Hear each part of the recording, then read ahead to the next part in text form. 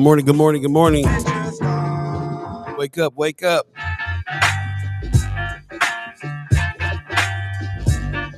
You know what it is.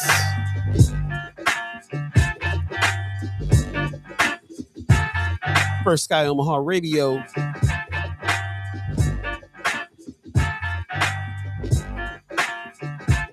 First Sky Omaha in the morning. In the morning. Get up, get your body moving. It's going down. Hey, hey, hey, hey, hey, hey. Good morning, good morning, good morning, good morning.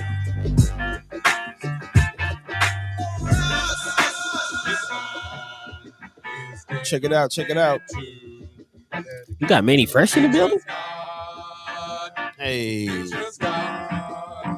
Coming from YouTube. What's up, Manny Fresh? One. It's a good morning. Got a good morning, a good Friday morning. First Sky fan from Pops. Hey. Leah Keister says, Happy Friday.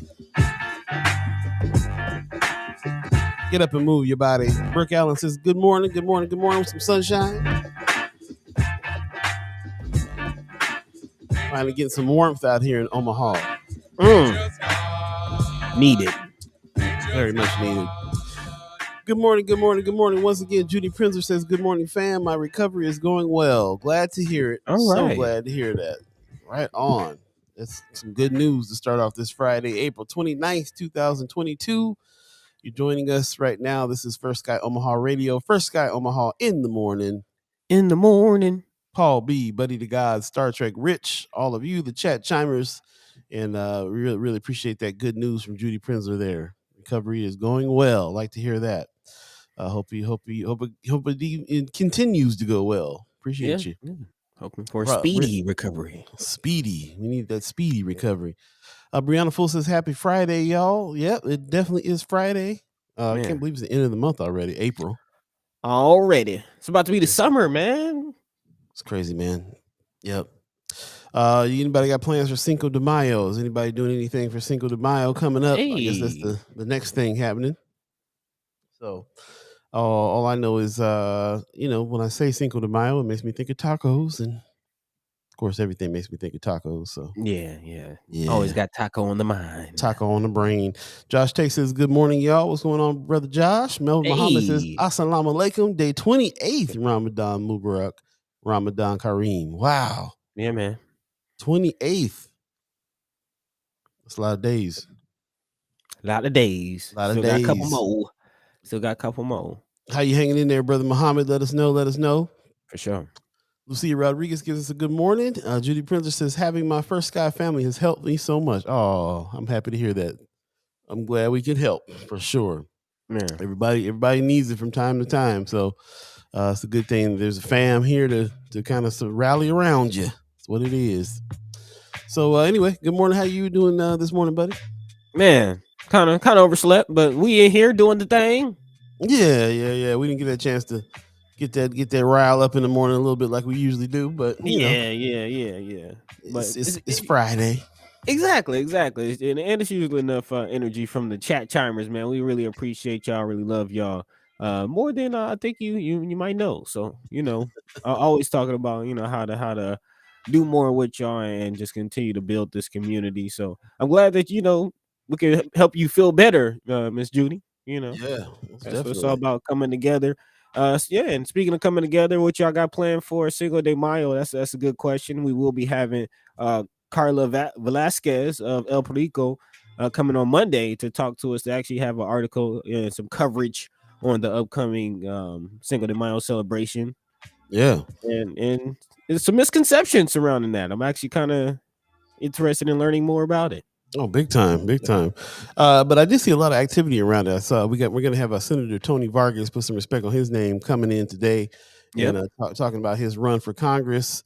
And I saw that he was going to be out there at the parade for Cinco de Mayo too. So, and also Alicia Shelton is going to be in the parade, and then she's asking people to come walk with her. So I guess there's a lot going on. We'll see what's happening. Yep, they're Brown and Full too. So walking in the Cinco de Mayo parade. That's what's up. Man, definitely one of the larger celebrations and events in Omaha, you know. But again, do a lot of people know what the celebration is about? That's we always about educating the people. Yeah, are they actually celebrating this in Mexico? Is the question. That's a even better question. Is this turned into a West? Is this turned into a Christmas? How they've done in the United States with the The celebration. celebration. It's all about the celebration. Yeah. Brooke, where is it? It's usually down 24th Street, South 24th. That whole strip down there. So we'll find out some dates and times and find out what's going on with that. I love going down there actually, Yeah, man. not just for the food, but the parades actually kind of go off, man. And Oh, yeah. there's some they're very talented dancers, singers, players. Marching down the street there, and it's great to be out there with the community and stuff. And yeah, it's usually fun, and it's usually in a good time of year, so the weather's good, you know. Weather's nice, and usually they don't just have the parade, but they have like concerts. They have a whole Right. stage area, and people performing and dancing, and it's a good wholesome time for the family. So yeah, definitely. We'll talk more about that, and let us know if you have any plans. The wife and I, we have a reservation to a pretty nice restaurant out here. We're Oh, gonna check nice. out. Yeah, do a little dancing, and then might go check out some live music. So yeah. Yep. Wells Lavelle in the house. What's going on, brother Lavelle? He said colonization. Man, colonization of the mind. There you go. So when we talk about more information about Cinco de Mayo, this kind of stuff we're talking about. So he's already up on it. That's what's up. Yeah, man. Leah Keeser said Dave Pontos will be there too. That's what's up. Okay. Running for county attorney. Brother Muhammad says up in the morning at the break of dawn, striving to make my word my bond. Brother Hey, Muhammad got bars, man. I don't know if you know this, but every time we meet up at Black Coffee, he got a rhyme for us. really? You should just start writing them down, and then after 16, just put it together and make a The hot verse for. 16. Yeah. Yeah, man, that'll work. Speaking of Black Coffee today, I'll probably be stopping on by if you guys are out and about and want to stop through Breakfast Club. North Omaha Breakfast Club is what they're calling it. And as you can see, they're serving fish and grits and stuff now. So they got some variations on some things. Oh man, we got some grits, but I know they had fish with it. Well, they just put that together, the shrimp and grits and then the catfish and grits. They just started that this week. So came a little too early, just a little too early. Yeah. But yeah, man, his place is turned into like the Black City Hall, really. You go there and you always meet up with the heads, and they got all kinds of good stuff and vegan options and all kinds of stuff. So and they got this cup of coffee called the Perfect Cup. Man, you don't got to put nothing in it. I'm not big on coffee, but you make it sound enticing. Yeah, it gets down. So anyway, yeah, just letting everybody know, the show's over at 9. I usually get there about 9:15, 9:20, and have a little breakfast, shake some hands, and talk to some folks. Yeah, man. And all that good stuff, man. I get there as much as I can, but I want to introduce another friend to it, so I'm gonna try to hit it today. But go check out Black Coffee. We always gonna try to support Black Coffee, man. They've done a lot for having some forums for some of the people that are running for these seats to be able to go speak and get to know them. It's really in person. So that's what it's all about during this voting season. Yeah, man. You can definitely feel the vibe like going over there when I visited. Yeah, if you haven't been there, check it out. It's like literally right around the corner from Central Park Elementary School, right off 42nd. So yeah. Check it out, yo. Get your picture taken next to the red, the black, and the green. Hey, it's not at the crossroads though. It's right over there at the Breakfast Club. I don't know what they doing at the crossroads these days. Yeah, man. Well, that's a nice segue. We'll be talking about it because that's one of the TIF projects. Okay. Yeah. We'll be getting into that a little later on today, man. $41 million in TIF given out to private developers too. That's in the headline, bro. Man. To private developers. Yeah, so we'll be talking about that. Also, diving into the $335 million coming to North and South Omaha, kind of as we talk about our Cinco de Mayo coverage. A lot of conversation about what North Omaha is going to do with that money.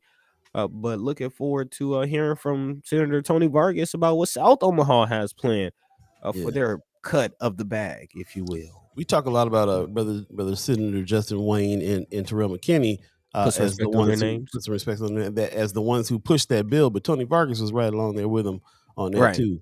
Repping for the South. So yeah, we'll see what's happening. Yeah, man. And at the same token, talking about the millions and millions of dollars that Governor Ricketts has rejected. So yeah, we'll get into the other side of that as well. And apparently there's some affordable housing projects that are gaining some steam that we would like to let the people know about, because again, we're always looking for affordable housing. People need a roof, need a place to stay. Always. So yeah, got some information about you or for you. So if you'd like to hear it, here it go. No, it's what. Again, this is another. Thank you very much. Oh man. So yeah. Always on point, Paul. Always on point. Appreciate you. But yes, man, we'll be talking about that and more throughout the show. We're here for the next 2 hours. Again, we will be having Senator Tony Vargas coming on a little later, so look out for that. If you have some questions, or even if you don't, you want to think about some questions, feel free to drop that in the chat, and we'll try to pass that along. In the meantime, in between time, let's go ahead and get this Friday edition going. Paul B, Buddi3 Da Gawd, Star Trek Rich, all of you, let's go. Let's do it.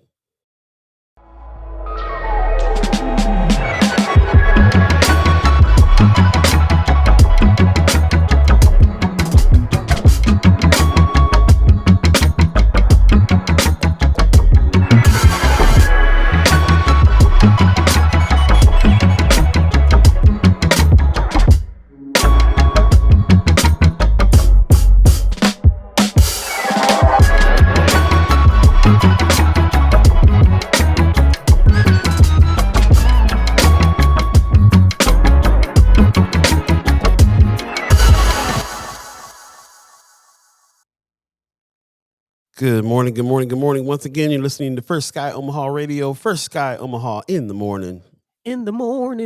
Paul B, Buddi3 Da Gawd, Star Trek Rich, and all of you, the chat chimers, thanks for joining us.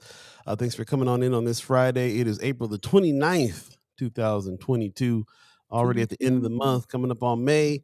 Definitely want to hear from you about if you have any Cinco de Mayo plans, what's going on there, if you plan on doing anything or doing nothing. Because of what you know about Cinco de Mayo. So let us know in the chat. Also in the chat, Brooke says the skyline doesn't look right anymore without the crossroads. Yeah, I kind of feel it feels very empty over there right now. Also, Kimmer Snipes says I'll be meeting. Kimmer Snipes coming in hard today. That's what's up. She says I'll be meeting with him next week at Vargas, Senator Vargas. We got to remember us on the South Side too. Y'all feel forgotten over there, because I thought we always repping for the South over here. Y'all feel free. Tell me if you're feeling forgotten over there on the South Side. Brother Muhammad said it's a family affair. That's right. Yeah, man. Like Sly and the Family Stone. Kimmer says city is working on their affordable housing plan and need people on some of these committees. There you go. That sounds like something right up the First Sky Omaha fam alley right there. That's what's up. Yes. Let's definitely check that out. Star Trek Rich says like and subscribe on YouTube. Yes, if you're on YouTube, thank you so much for being over there and liking and subscribing. Tell a friend. Thanks for helping us reach that 100 mark. Now we're looking for that 1,000 mark. So gotta try to put it together. Also, Vaughn Chapman said TIF is a tax deferment for rich white developers. Giving us more definition there on that. But we will be looking at some of the projects that the TIF dollars have gone to, because they ain't all bad. So we'll definitely look at that. Kimmer Snipes says Tony, my dude though. Yeah, Tony Vargas is a cool dude. Mayor Sanchez in the house. Hey. First guy Omaha marching in the Juneteenth parade.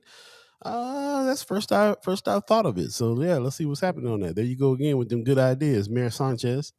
Leah Keiser says, for your information, Monday is the last day to register to vote in person. Hey, thanks for the reminder. Thanks for the reminder. Yes, if you can get out there today, it's a good idea to do that. I do not think they're open on Saturday this time. I think that happens only week of the election, right? I know there will be a Saturday that they're open later, so I'll have to look in exactly when that is. Yeah, we appreciate the reminder, Leia, for sure. Monday is the last day to register to vote in person, so that's what's up. Yep. Kimmer Snipes says, y'all don't forget us, but many do. Yep. Well, we have to change. We feel that on the north side too, so we got to definitely change that for everybody. Tamika Johnson said, thanks for reminding me to hit the like button driving to Denver. Okay, well, drive safe.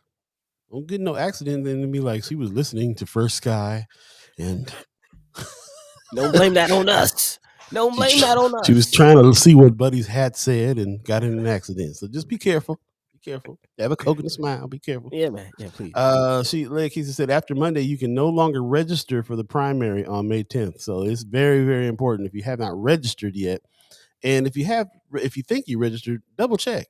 Because I'm talking to myself right now because I think I'm straight, but I need to double check since that's happening.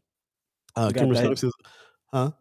I was just saying, got that did I leave the stove on face? Like, man, yeah, bro. Like, I think I did.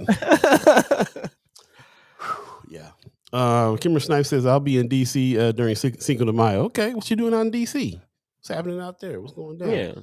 And Brianna Full says, full for OPS. She says, we'll be in the Juneteenth parade if you need someone to walk with. Oh, okay. All right. That's what's up. All right. Got Appreciate the invitation?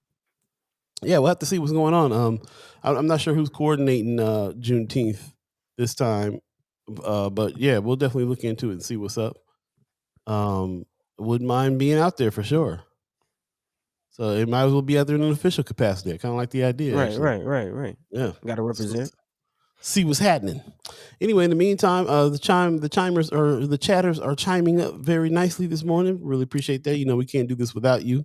So real chimey, real chatty, like Buddy says. I like that. That's what's up. But that's what it's all about. This is definitely a show where we are doing some group storytelling and informing each other about what's going on in our world. And we'll continue to do that. As a matter of fact, let's go ahead and jump into some of the stories now. Buddy, what's on top of mind? Let's go ahead and dive right into exactly what Sister Snipes is talking about, the city and some of these affordable housing projects. Just letting the people know again, if there are some committees and you are interested in stepping up and being a part of the conversations or at the table, as we like to say, don't be afraid. Don't be afraid. This article coming out of KETV. The Nebraska Investment Finance Authority, also known as NEFA, approved Friday several motions to help fund 4 affordable housing developments in the state. 2 of those developments will be in the Omaha area. One project is the Timber Creek Apartment Project near 138th in Harrison, which will actually be a $19 million bond issue. Sarah Dakota, who's a low-income housing tax credit allocation manager. It's kind of a mouthful. She says that this is located in an area of high opportunity and says this is a development with over 180 units, 1, 2, and 3 bedrooms that need rehab. Another development will be in North Omaha near the Highlander Apartments on North 30th and Patrick Avenue, which did receive NEFA funding as well. George Arcala, who's a Nebraska Investment Finance Authority board member, says when you start putting housing along with, we've got coffee shops, venue center, the housing here, it's a wholesale community validation project. The Kennedy Square East project is also the 3rd phase of the North 30th Street Choice neighborhood implementation grant. So that is kind of the accelerator Highlander campus. As you've seen, they've been adding to it again, and the Kennedy Square East project is the 3rd phase of again this North 30th Street Choice Neighborhood Implementation Grant. The site will upgrade the former Spencer projects with NEFA financing to the tune of $13 million. Chola also said the community is heading in the right direction and making a difference. So I am kind of curious if anyone lives in that area or actually lives in the Highlander. What are your thoughts? Yeah, it's a good question, and I'm confused. Maybe I need to ask some questions, look at this a little deeper. So yeah, there's funds that so we're talking the NEFA is going to be providing funds for these projects. One of the projects is out in 132nd Street, and it already exists or it's being built. Timber Creek Apartments already exist. They're being rehabilitated. They're gonna and then some of the money is going to the Highlander. Yes, the expansion of the Highlander. Oh, an expansion of the Highlander. Yeah. You haven't been seeing on the construction that they've been doing, right? Be honest, man, I ain't drove down 30th Street in a minute. Really? Yeah. I mean, if I'm going somewhere specific, or if I'm going to like Big Mama's or something, I'll just drive right there. But I haven't gone. I haven't been over there in a minute. So, yeah, it's not my through street, which is interesting. But no, I did not know that they were going to do any expansion over there. That's okay. Because Yep. they were. I remember last year when I was looking for a place, they had one place left. They were full there. Because I think it had to do with the fact that they had these it was kind of a sliding scale situation going on over there. So they made sure they kept them things all the way full. So if they're expanding that, that makes sense. But I just didn't know that that was the case. So Yeah. that's interesting. Remember So the full Spencer Projects campus covered like both sides of 30th. And there's yeah, still a lot of land behind on the, I guess that'll be the east side of 30th. There's like right. 2 buildings over there. There's still a lot of land over there. And then on the corner of like as the article says 30th and Patrick, but I know there's still construction kind of on the 30th and Parker side of things. So yeah, there's still a Hmm. lot of space over, and they've leveled a few houses in the area. I know because my grandfather owned 2 of them. Mm. So yeah, there's still gonna be some development going on over there. Kind of tripping on. I'm sitting here tripping a little bit on how that's not my route anymore. I'm not. I don't know what's going Yeah, I'm on 30th much anymore. That's something. surprised to hear that. So Yeah. what are you taking, like 24th, taking the interstate? What? 24th, if I'm going around that way, definitely down 24th. Everything I'm doing is below 24th. Not much going on 30th anymore. For me, that is. Okay. Um, yeah, Well, it's and interesting. that's what I'm kind of curious because again in the article, um, one of the board members is quoted saying, that this is improving in this area. Excuse me. He says it's a wholesale community validation project. Um, Anybody where's live the over there? actual? Anybody Yeah, in the that's what chat I'm live there? wondering.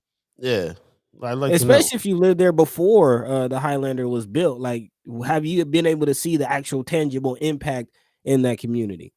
Yeah, and if you live there now, I want to know how it is living in that area, and if it's do you feel isolated out there? Because that's what I kind of see that sometimes. I kind of feel like that sometimes, but Hmm. maybe it's my like I said, maybe it's just my routes. Not sure. What do you mean by isolation? I don't know. It just feels like I just felt like before the Highlander was built, there was a lot more action on 30th.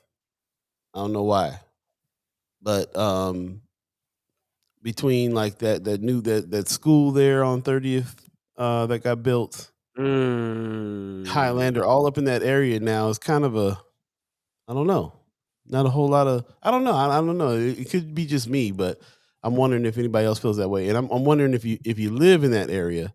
What how is it, what do you feel like over there too? So if you in that chat, yeah, let me know. Also, yeah, like tonight Patterson says the grocery store is needed down that way. Man, if you do you remember the conversation we had with the land bank board member? I do. And it was Yes. specifically about a grocery store and how to get a Right. grocery store in the neighborhood, and why don't we use land bank land to build a grocery store? And the whole Man. response was basically, "There's nobody in it." Right. That's crazy, man. Hey, I'm gonna jump into this chat. First of all, Terry Crawford gives us a good morning. She said NAACP is coordinating Juneteenth. Okay, thank you. Good to know that. Kimber Snipe says I'm on a national coordinating committee for an amazing organization called State Voices, focus on voting and racial justice for our affiliated network. Okay, cool. Let us know some more about it. She says I met with someone from the city this week and was told that even within the city they're having a hard time getting in some of these doors and getting information. Unfortunately, it's the culture of the city, so we got to be vigilant when it comes to making sure our input is taken. It Mm, really is, man. This city is so secretive about everything. Everything is talked about behind closed doors. There's never any town halls or anything for people to really talk about it. We have to create our own. We're creating our own at places like Fabric Lab and stuff like that, so we can have some conversations here, but I totally agree on that. Brianna Full says that they're doing lots of affordable housing redevelopment next to the Highlander. The process was honestly a little bit of a mess. The city had trouble doing community outreach, and people in the neighborhood were upset with not keeping them updated. Yeah, that's mm. what I mean. I feel like it's I don't know, man. It's weird. It's like it's a black hole a little bit.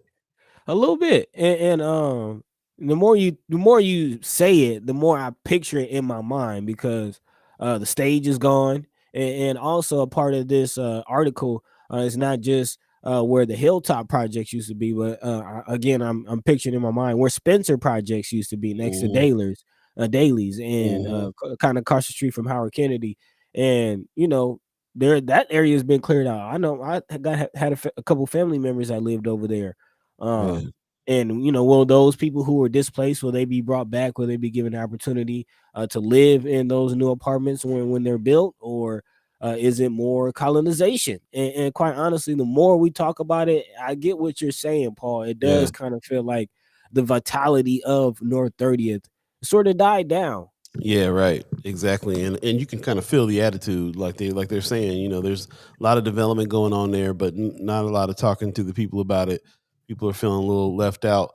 Even Big Mamas, man. I used to go to Big Mamas when it was over at the old school for the blind, way more Yep. than I go to the Highlander one. Like I remember walking up to the Highlander one and looking over at the coffee shop, and it was nothing but Caucasian people and dogs sitting out on the patio, and I was just like, Mm.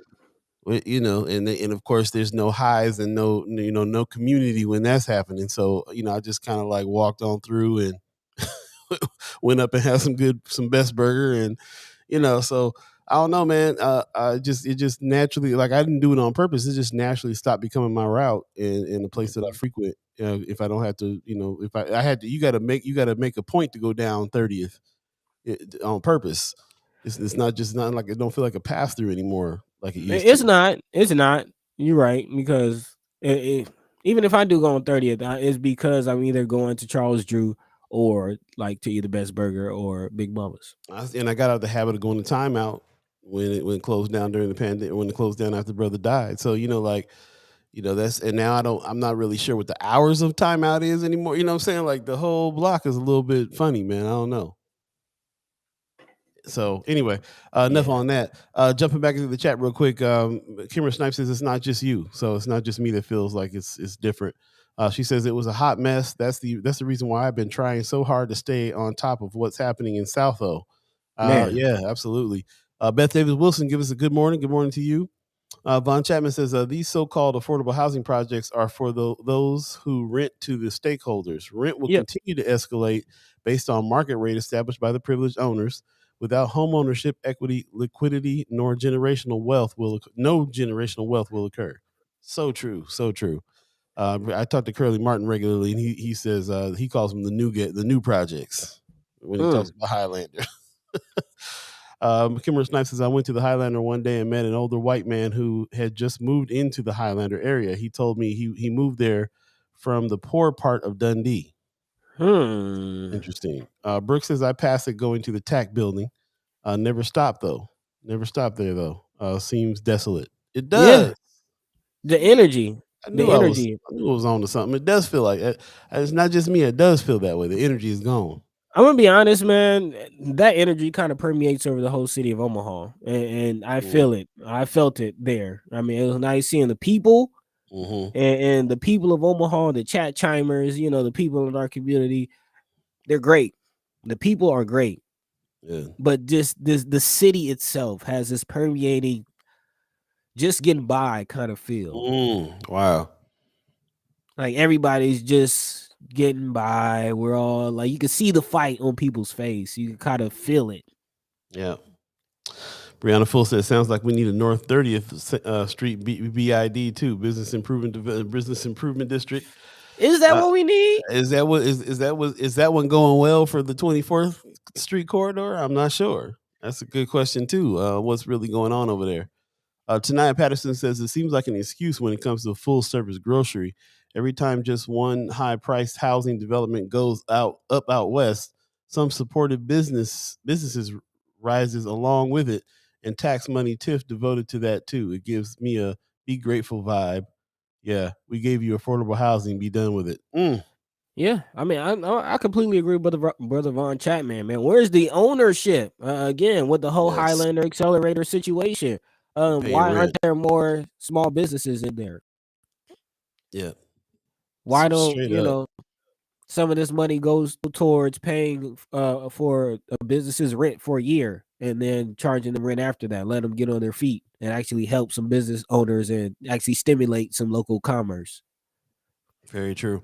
Makes sense to me. When I'm thinking about a grocery store in that area, even though we're in the food desert there, I still think I feel like everybody would still go up to Walmart or still go up to Baker's or something like that. Like they would go, you'd have to have a that size grocery store, supermarket there in order for it to work.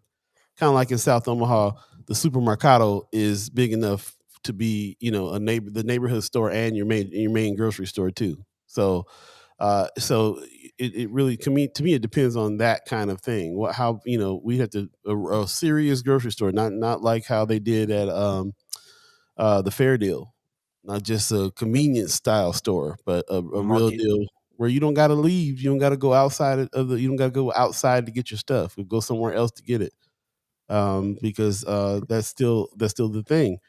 Fair Deal Market, you can buy some things there, but you still had to go to other major stores to get the rest of your groceries. So Yeah.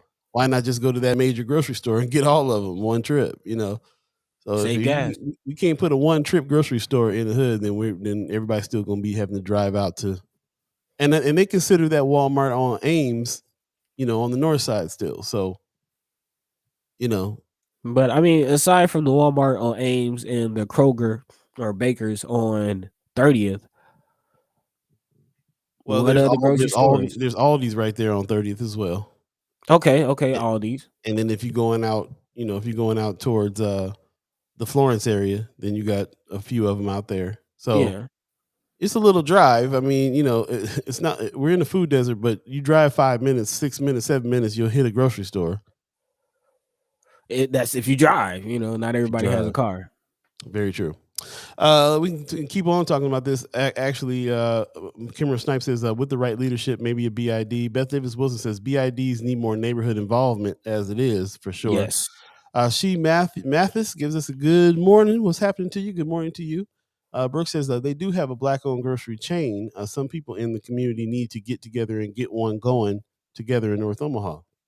Give us some more information on that chain. What's the name of it? Yeah.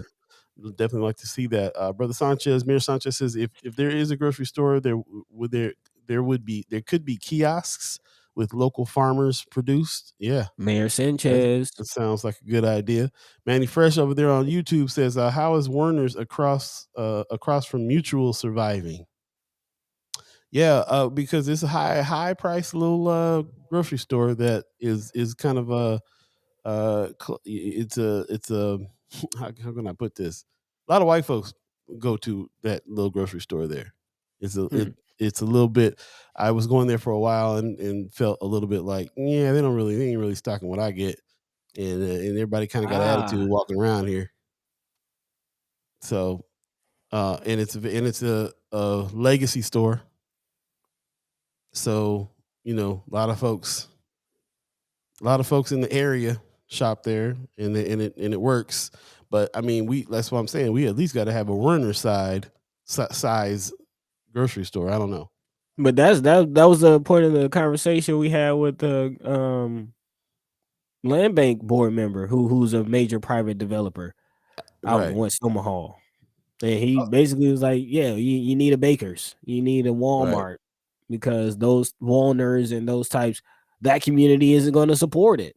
There you go. I was trying to be nice about it, but she Mathis went ahead and put it out there. She said Walner survives because the pretentious white people shop there. There you go.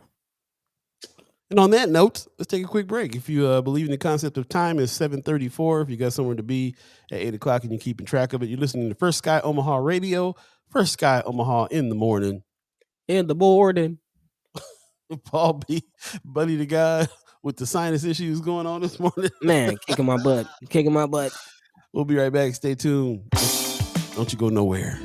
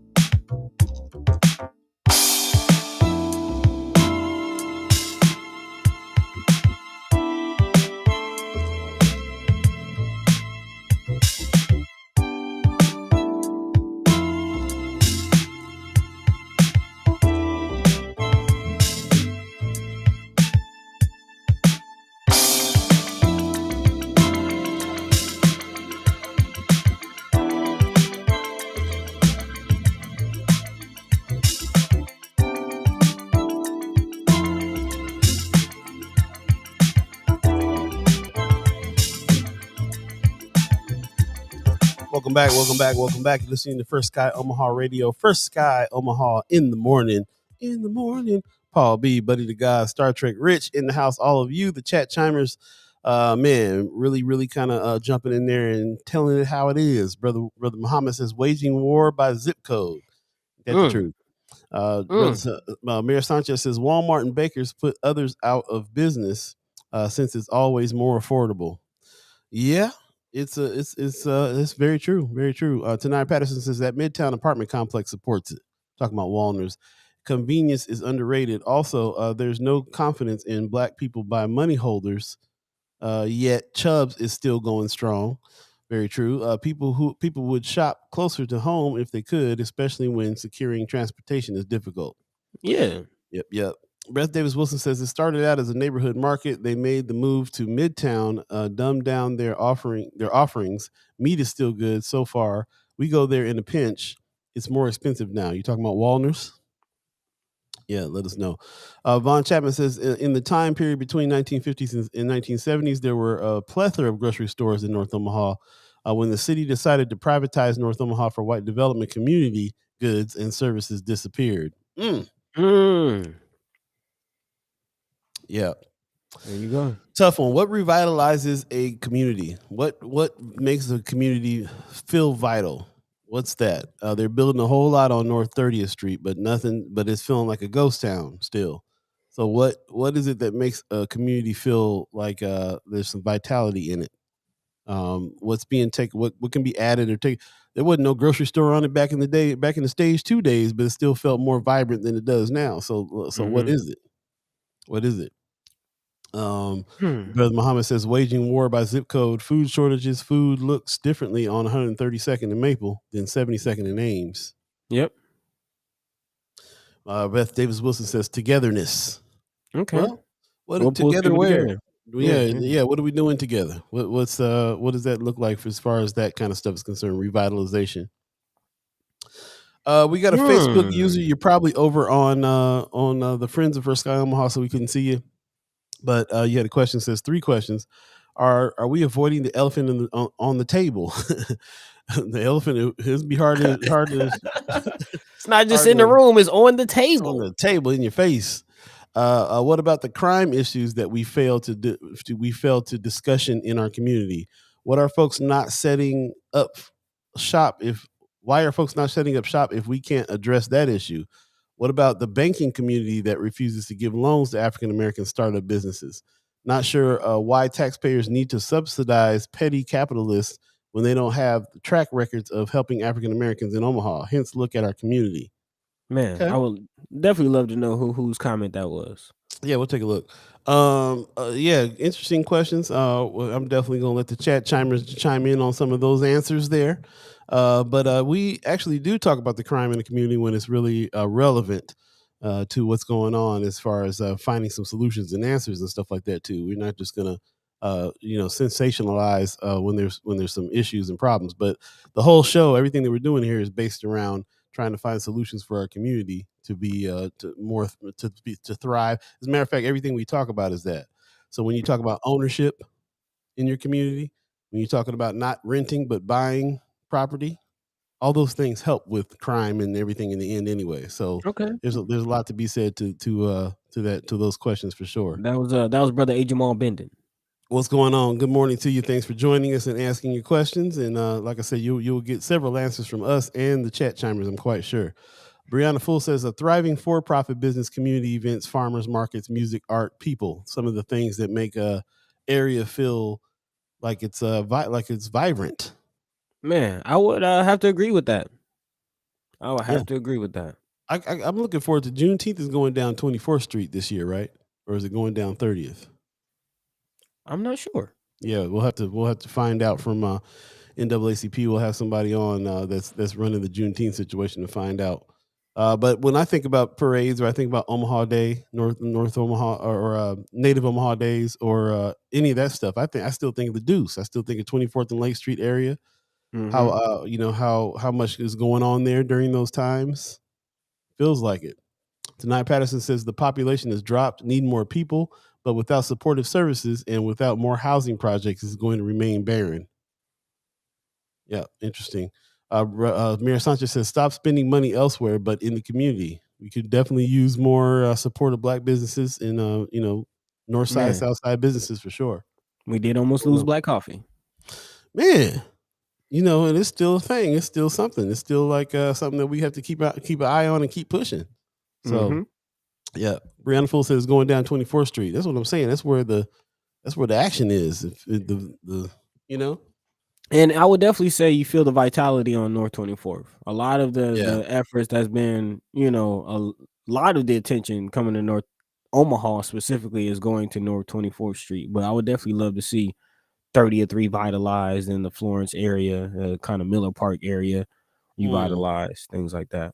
most definitely.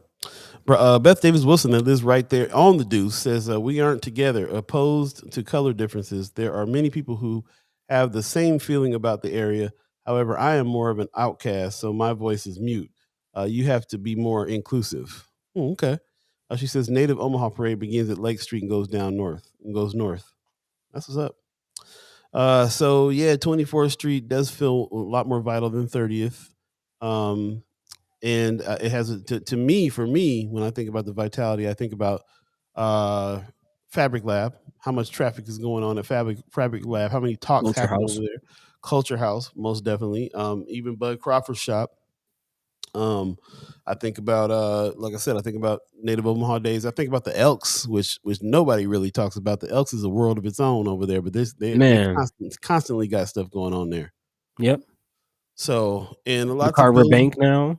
Yep, the bank's back open. So there's some things there for sure. Von Chapman says crime and everything negative is high in the community because of the plantation mentality by the city and the state.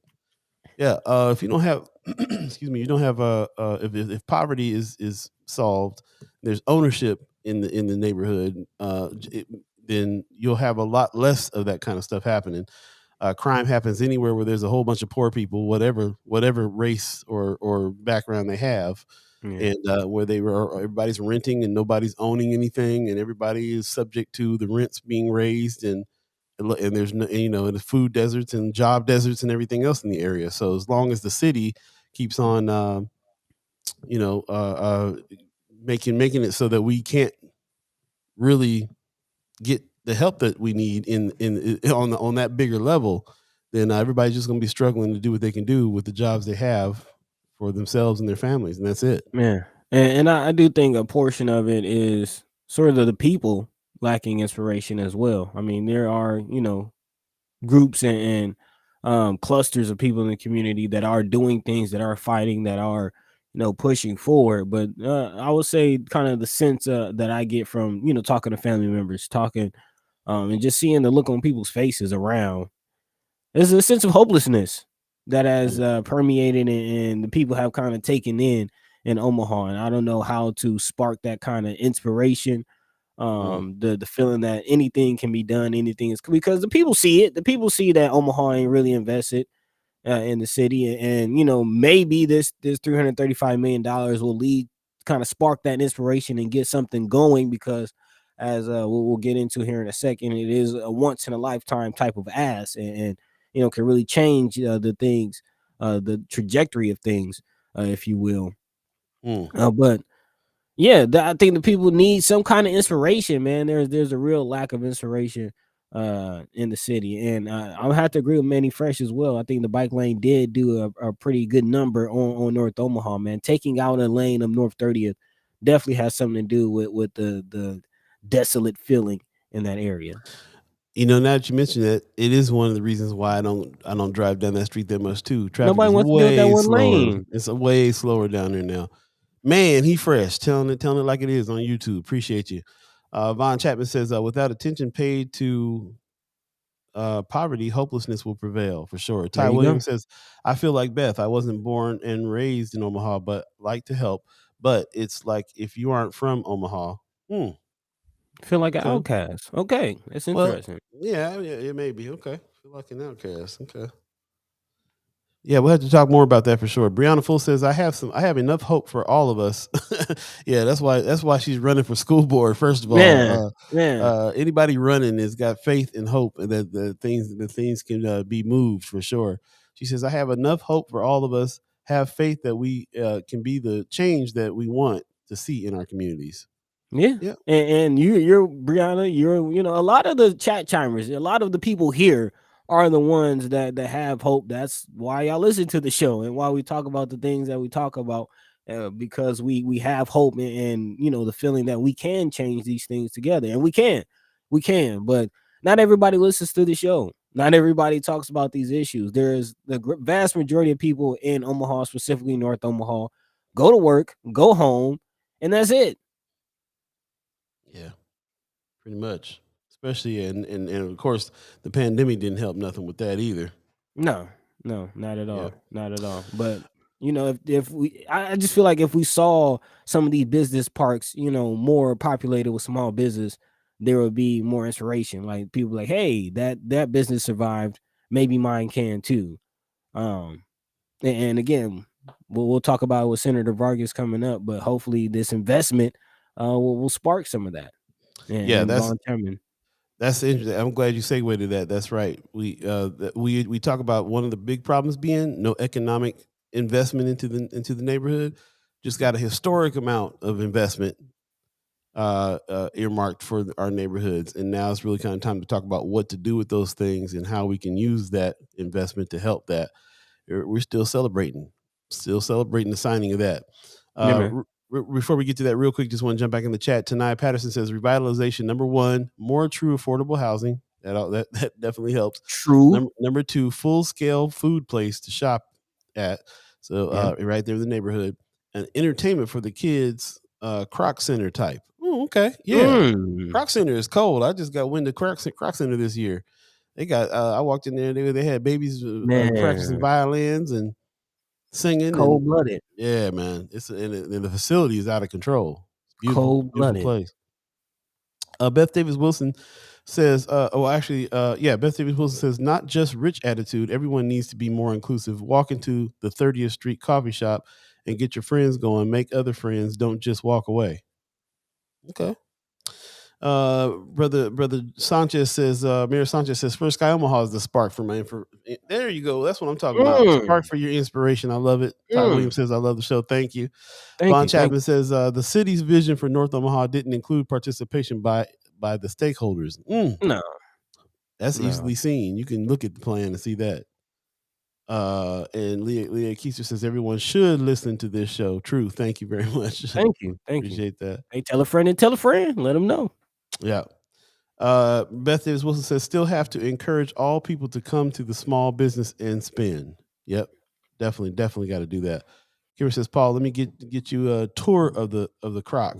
Yeah, please do. Yeah, I'd love to do that. I went for an event and saw some amazing talent from from jazz bands from high school, high school jazz bands that got down over there, and kind of looked around. I'd love to look some more at it. Kimmer, I don't know if you know this, but when I first got in town, the first job I had was called the South Omaha Walking Tour. And I got to learn what was going on up and down 24th Street, and enough to be able to talk about some of the history and take people up and down the street to the different spots. And the guy Vic who put that together, I was instrumental in helping him put together the North Omaha Walking Tour that happened pretty soon after that.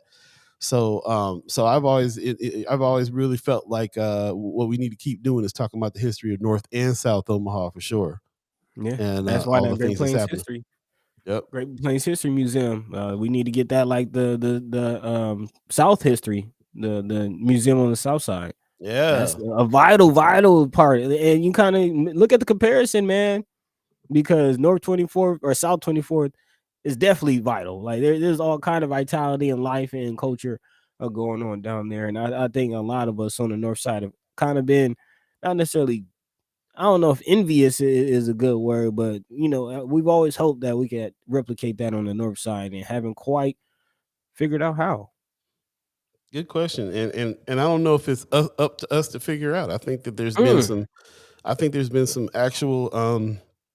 I don't want to say sabotage, but intention. Yeah, actual intention on stifling a lot of what's going on. So, it could just be me, but it is what it is. Let's go from stifle to stimulation with this Hey, $335 million, aka LB 1024. Excuse me. Senator Justin Wayne said that he had fun working to pass the bill to fund recovery efforts in underserved areas of Omaha, not just North, but also South Omaha or the East Side, as we like to call it. But he says the work begins now. And during a press conference Thursday, the senator, along with Governor Pete Ricketts and several other lawmakers, met at Metropolitan Community College's Fort campus to discuss and celebrate the passage of LB 1024, which Ricketts described as a landmark legislation that will have a generational impact in the years to come. The bill, of course, devotes $335 million to the underserved areas of North and South Omaha, but it will also go to some low-income communities in Lincoln and rural Nebraska. Ricketts says some of the recovery efforts will include affordable housing, infrastructure investment, crime prevention, and financial literacy and education.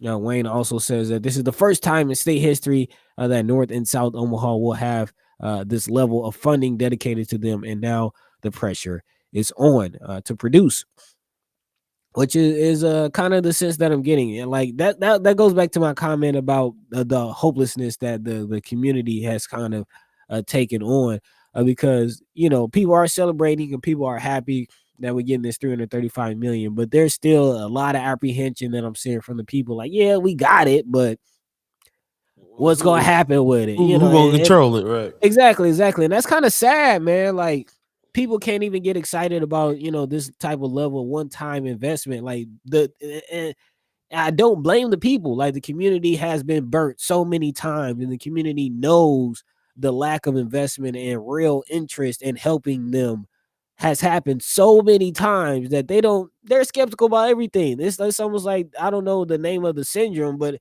they're in this mental place where it's like, nobody's going to help us. Like, so what? We got 335 million. Who they're just going to do what they always do, and we're not going to see any of it. And that's the real Bro, sense.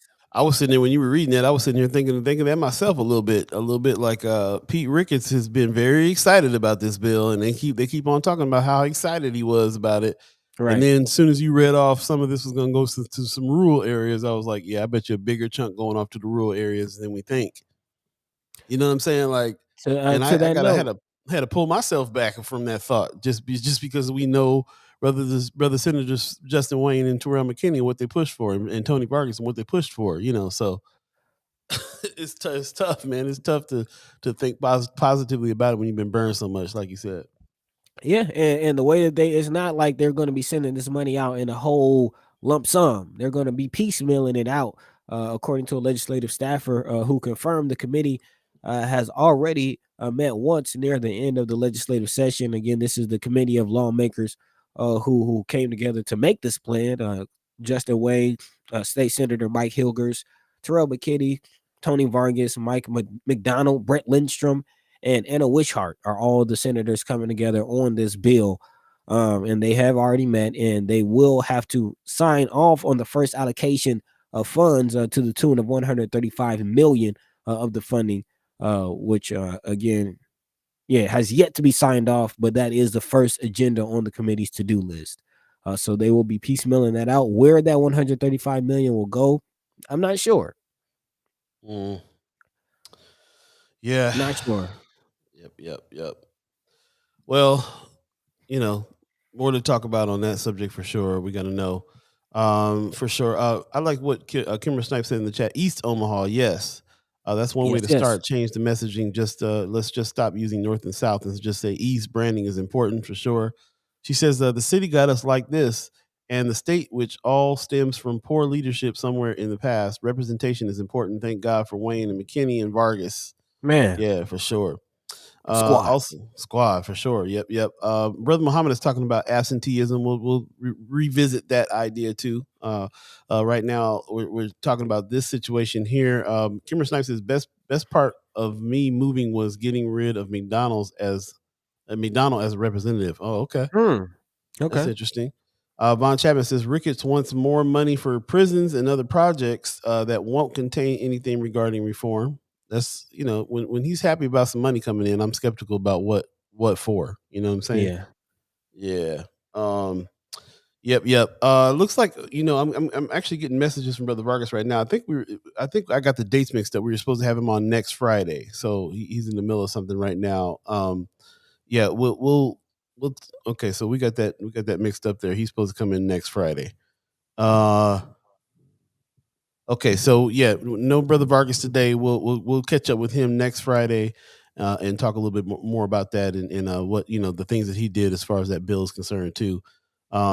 So yeah, sorry about that, you guys. We just had some dates mixed up on that one. Jumping back in real quick, Brianna Full says all the negotiations with those funds have been behind the scenes. I wonder when they're going to have public forums. I know that the senators Terrell McKinney and Justin Wayne had a few forums. I went to a couple of them that they threw early on when they were talking about this big push, and definitely and of course we had some discussions here, ongoing discussions here on the show about what to do with that money that we kind of reported back to them as well. So they're not they don't have no aversion to having some meetings about that situation. How to spend it, what we can do with it, and so on. So I'm sure they will be jumping back into those conversations too, and we'll continue on as well. But yeah, that'd be good. It'd be good to definitely have some public forums on that. Kimmer Snipe says I was in 3 counties this month, all of them building jails or prisons, and 2 of them it was verbally stated they were happy about it. Wow. 3 counties in Nebraska for clarification. Wow. That's really something right there, man. Wow. Is Nebraska just going to be a prison state?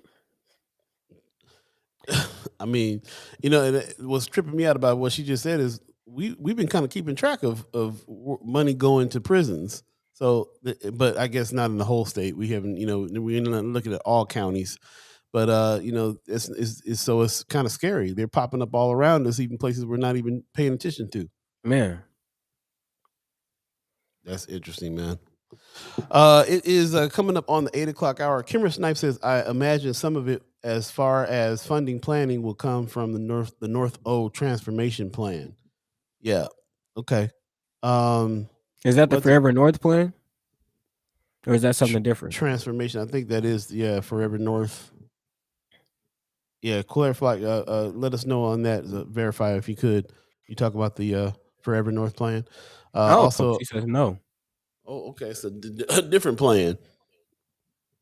Mm-hmm. All right, we'll have to look into that. Brother Valentine says, how do we get more of the public involved in public forums? That's a good question. Brianna Full says, I bet they don't want the prison placed in their county, though. It's very expensive for a county to run a prison. Yeah. Empowerment Network plan. Okay. So the North O transformation plan. That's right. Okay. I kept on thinking, where do I know that transformation plan phrase? Empowerment Network's plan. So that's part of the problem right there. That we didn't know that.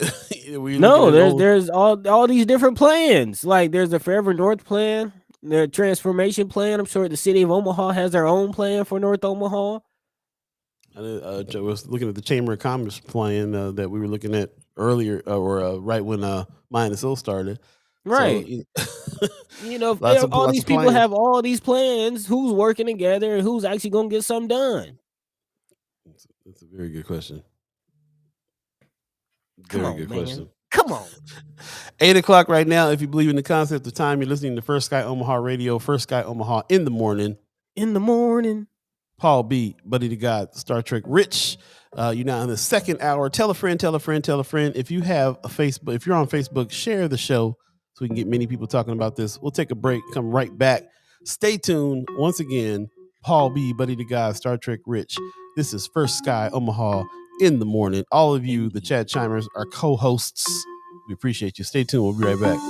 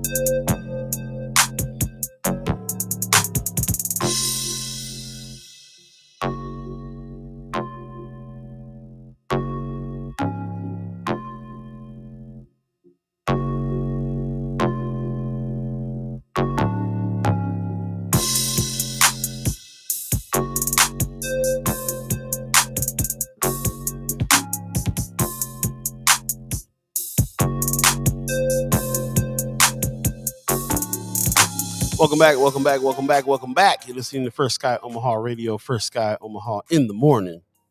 In the morning. Paul B, Buddi3 Da Gawd, Star Trek Rich. Now in the second hour of the show. And once again, if you're on Facebook, please do us a favor and share the show on your page so we can get as many people in on the conversation as we can. And for all of you that are over on YouTube, really appreciate that. Thank you very much for joining us on YouTube. Like and subscribe and all that good stuff. Really, really appreciate that. And appreciate you. So thank you very much for that. We're going to continue on with the stories here. Once again, we were expecting Tony Vargas, but we got our dates mixed up. He will be here next Friday, and we'll just talk to him then. So in the meantime, between time, Buddy, let's go ahead and jump into some more of these conversations here. Yeah, man. Yeah, man. Just continuing the conversation because, again, we have reason to celebrate, but we also have a lot of work still left to do, which is what a lot of the senators are saying. And it's quite interesting because on one, hand, Governor Ricketts is standing alongside celebrating and saying, that this whole investment is once in a lifetime and landmark and all this good stuff. But at the same time, Governor Ricketts is still elected to reject millions of dollars in federal pandemic aid. I don't see how you can, celebrate the need for LB 1024, but at the same time also say there is no need. Just makes no sense.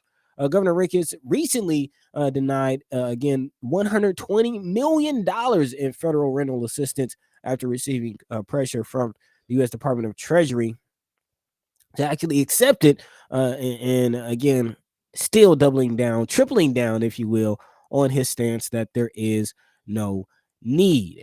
However, a majority of that funding, about $72 million, will likely be distributed across Nebraska's most populous counties still as a result of the bill and legislation that created the fund.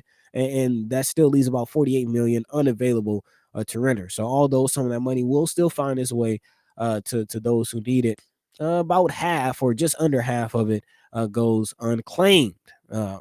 Nebraska is actually the only state in the country that does not plan to apply for any of its second round funding through the Emergency Rental Assistance Program. Arkansas Governor Asa Hutchinson announced the last week that he plans to apply for up to 39% of the state's allocation, or about $60 million, making Arkansas the only other state not to seek its maximum allotment, but they're still asking for at least a piece. However, Governor Ricketts' justification for turning down the rental aid has mirrored an argument that he has continued to make, saying the COVID-19 emergency, the pandemic, is over. Nebraska is ready to get back to normal, as he says. He says, we have not been in a pandemic emergency since the summer of 2021. Does that line up with everyone else's date? Did it end last year? Interesting. Yeah, and that we had that conversation, if you remember, where Governor Ricketts just kind of elected to end it. There were still mask mandates. There were still people getting killed. People still getting sick. And Governor Ricketts just, people don't need help. The pandemic is over. We can go back to normal. Yep. Nothing to see here. It reminds me of Governor Kim Reynolds over there in Iowa made that statement. We don't want we were trying to be a safety net. We've turned into a hammock. Yeah, I remember that. The attitude behind people don't need as much help as they think, and it's always billionaire families that have something to say about what people need. Kimmer Snipes says it's just blatant. I don't care. Try to impress the grand old party. Yeah, grand old party. Grand old party. We got a good morning from David Pontos. Good morning to you. Let us know how the campaign is going with you. Also, Precious McKesson in the house. Good morning, First Sky family. How you doing? What's going on, sis? Man, can y'all help me make sense of this? Make sense. Help us make sense, bro. Help us make. Josh Tate with coming in with the names. Ricketts the Rejector. Man, how do you support, and reasonably so, celebrate the $335 million, but not accept this money? Bro. Well, I mean, like I said, this is a governor who paid out of his own pocket to buy death drugs. To you know what I'm saying, like Yeah. and building prisons is the highest priority. Packing prisons is the highest priority for him. So obviously, doesn't really care. There's enough people coming to him saying that there's still people that need help. Why would you turn down money that ain't your? This is not his money. It's not he coming out of his pocket to help nobody. He all he got to do is accept money in It's order not for other taxpayer people to be dollars. helped. Right? Why would you why would you tell me I don't need help? Why would you think that you can tell me what kind of help I need? And remember the Reader article where it laid out how about 90% of applicants were being denied. Sean McCarthy in the House says his argument is sort of like saying a town doesn't need aid the day after a tornado hits because the tornado's over. That is a damn good analogy. That is a damn good analogy. Recovery? The tornado was yesterday. We're not in the emergency anymore. You can go buy your own water now. Kind of reminds me of you remember that comment Kim Kardashian made? You just get up and work. Yeah, about women not wanting to work. It's always billionaire families that got some mess to say like that. Like we ain't working hard enough. It's not just billionaire families. I kind of read this. It's second and third generation of the billionaire family.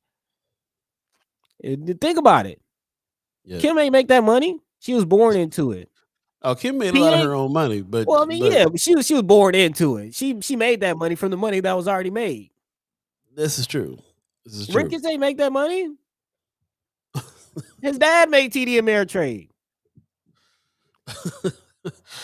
Trump ain't make that money. And there's a mentality with that. Because their parents know their parents know the hustle. Their parents know what it takes to actually pull themselves up by the bootstraps and be immigrants and not have things and have to do certain things. No, they don't even know either, bro. They everybody had help. Nobody did it on their own. Not even back in the day. There was a system set up for them to be able to do what they did. True. It started in 1619 with slavery. There was always been a system in place for anybody who ain't of color to come in and do what they was doing. Von Chapman says, "Normal, what the WTF? People of color are still suffering, and Ricketts continues to willfully ignore poor folk." Yep. Brianna Full says, "Omaha and Lincoln are still getting the ERA funds. It's rural Nebraska that is getting hurt by him not applying for them. So he's just hurting everybody." Yep. Yeah, because again, about what was it, 72 million of that is going to Omaha and Lincoln. Wow. Cameron Snipe says he can brag that under his leadership, Nebraska was the only state to not get help. He bragged to the grand old party about that. Yeah, because he is quoted saying that it appears the Biden administration wants to subsidize people's rent and make them reliant on the government for years to come, going right along with Kim Reynolds' statement. And Precious is hitting the nail on the head with this one. He's setting himself up to run for president. So the less he's attached to Biden, they can't run ads saying he accepted Biden money. That's my thought. That's my thought too. Grand old party. So anyway, yeah, are we getting a bunch of amens, a bunch of preachers, a bunch of rights? Yeah, well, let's keep on going. Let's keep on going because it doesn't stop there. Yeah. Again, y'all, help me make it make sense. Not only is the state, the elected leadership in this area, not only are they rejecting millions and millions of dollars for, just the average lay person to stay in their house, but they're also approving millions and millions of dollars for their private developer buddies to have their passion projects and their pet projects pushed through to the tune of $41 million. Omaha projects approved in 2021 alone for tax increment financing are expected to produce more than 900 housing units and 700,000 square feet of commercial and industrial space. The total of 25 projects required about $41 million in TIF financing loans, according to an annual TIF report approved by Omaha City Council on Tuesday.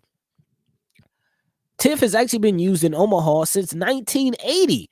The financing tool is a regular part of local development efforts. It sometimes draw criticism, of course, but advocates credit it with encouraging more private investment, particularly in older parts of the city.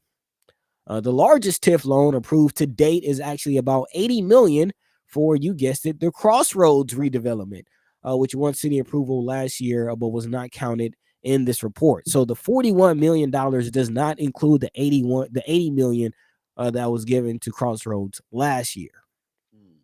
More than $60 million in TIF has also been used for plan of the Mutual of Omaha Tower in downtown Omaha. So over the last 2 years, we're looking close to 200, maybe $250 million in TIF financing.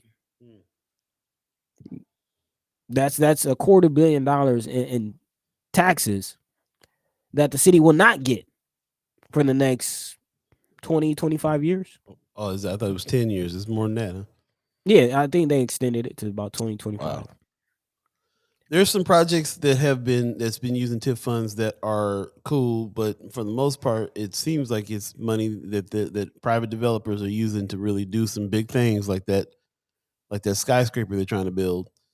For the most part, and they're also in the areas in which they're building stuff with these TIF funds is something else too. So yeah, and that was my next comment, because that is a requirement for TIF financing. You need some level of blight. So it's interesting to me when they call like places like Blackstone blighted,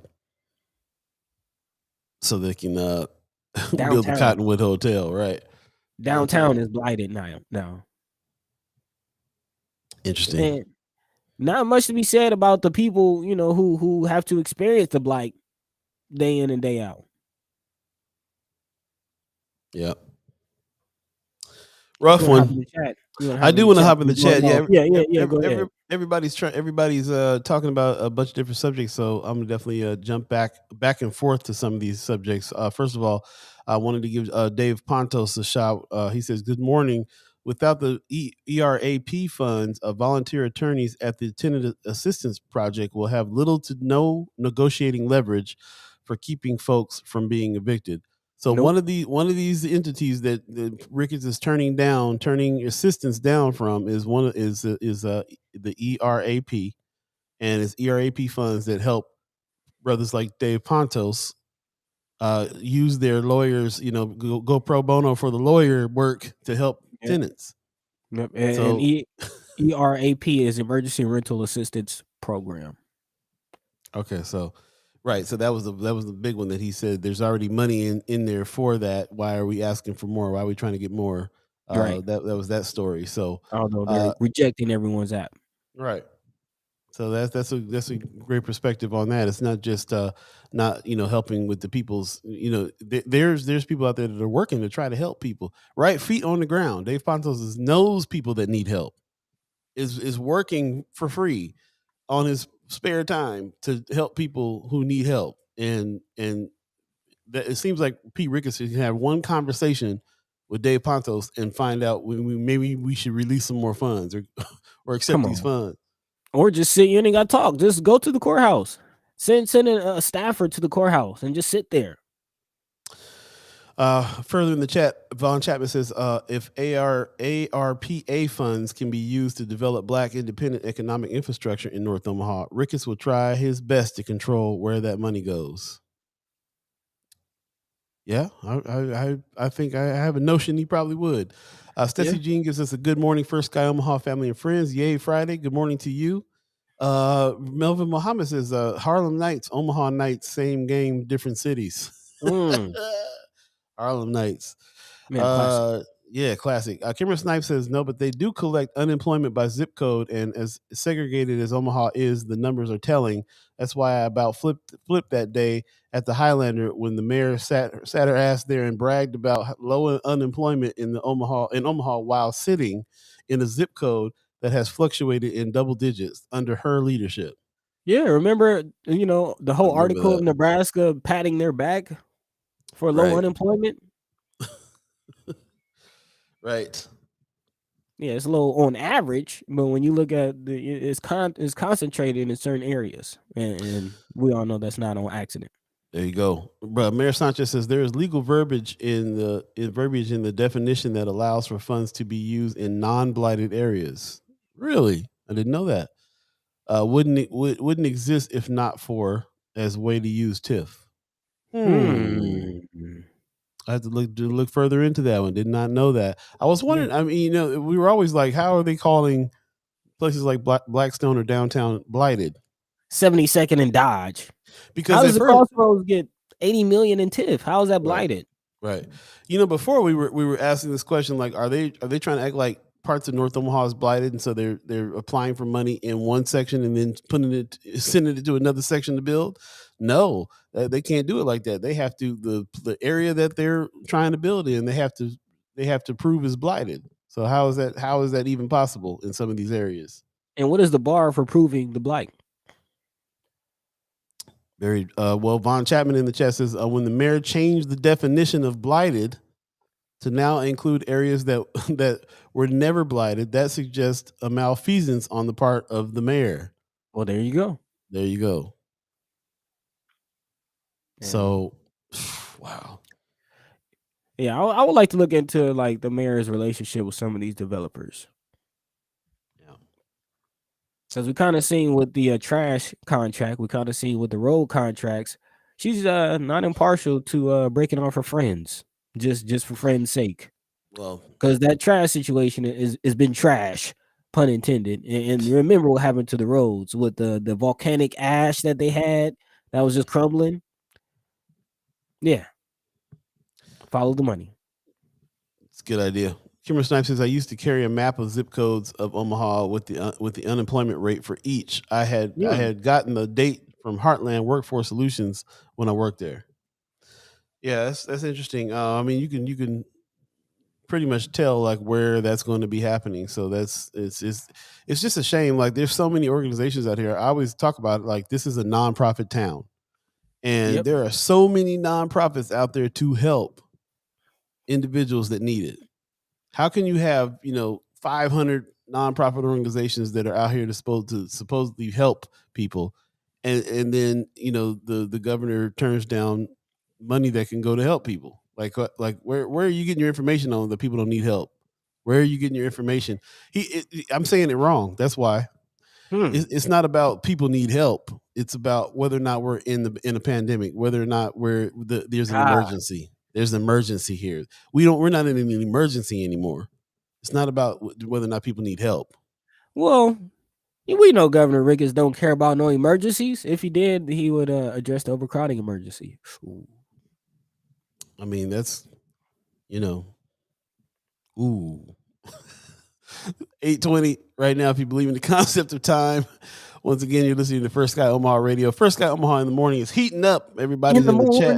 Man, it's going down. Paul B, Buddi3 Da Gawd, Star Trek Rich. You guys are fired up as well. We appreciate that. Definitely. Yeah. Together Inc. had a staff of like 11 a few years ago. It's now 80 because of the increase in need. See, that's what I'm saying. There's too many barometers and there's too many red flags for need around. You just got to look. Governor Ricketts just doesn't care. He just doesn't care. We'll take a quick break. Come right back. Stay tuned. If you're on Facebook, do us a favor and share the show on your page so we can get as many people talking as possible. And if you're on YouTube, like and subscribe and tell a friend, tell a friend, tell a friend so we can reach that 1,000 follower mark. We really appreciate you helping us out with that. We'll be right back. Stay tuned. First Sky Omaha in the morning. We need new blood, y'all. New blood, baby.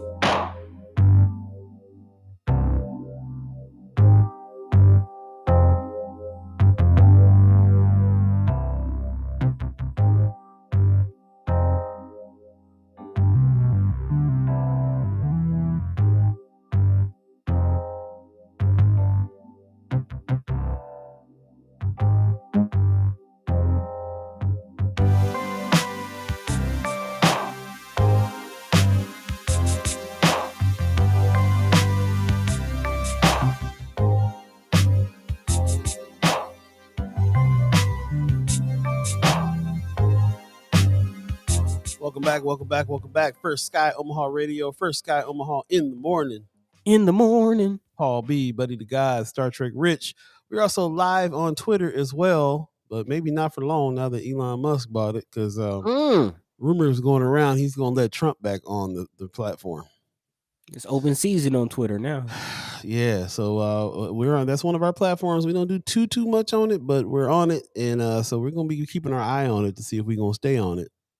I can tell you that, man. We'll see what Elon Musk got up his sleeve. He know he got something. Up his sleeve. Oh, He's sneaky like that.